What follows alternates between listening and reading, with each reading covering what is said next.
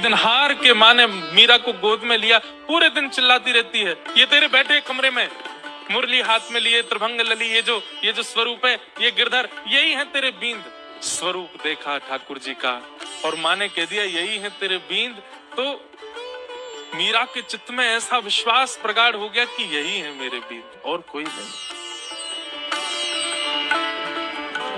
अब तो मीरा की स्थिति ऐसी हो गई, वो कक्ष में जब जाती है तो ठाकुर जी की ओर भी बहुत झुकी हुई नजरों से देखती है, ज्यादा मतलब व्यवहार ऐसा करने लगी कि मानो सच में ही ये उसके बींद है।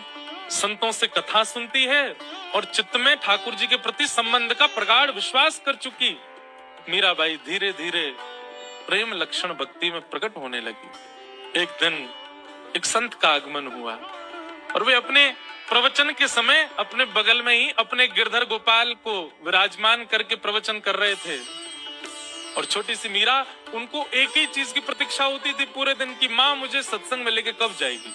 और जैसे ही मीराबाई पहुंची, छोटी सी मीरा कथा सुनते सुनते दृष्टि पड़ी बगल में बैठे हुए गिरधर स्वरूप पर, वो गिरधर गोपाल पर।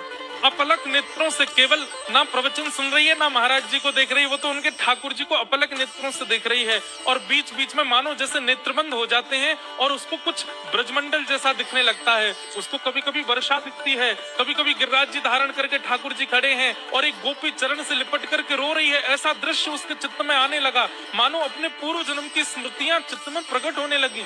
ठाकुर जी ने माधवी से कहा था एक संत के माध्यम से मैं तेरे पास आऊंगा तो मेरी खूब सेवा करना। माधवी को थोड़ी थोड़ी स्मृति आ गई मीरा को, और जैसी स्मृति पूर्ण हुई, कथा विश्राम हुई, नेत्र लाल हैं, अश्रु गिर रहे हैं नेत्रों से, और अपनी माँ को पकड़ के कहती है, माँ ये कौन है? माँ कहती है ये महात्मा है, कथा सुना रहे हैं, साधु जी हैं। नहीं ये नहीं, इनके बगल में जो बैठे हैं वो कौन है? ये तो इनके ठाकुर जी हैं। हाँ तो मेरे बींद ना, आपने कहा था ना मेरे बींद, वही है ना ये? हंस गई माँ, अरे मीरा हाँ वही है।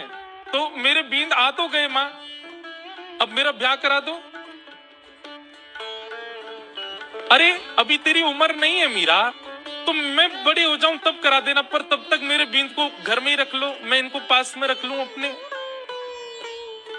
बालपन की वो बातें सबको नहीं भाती हैं।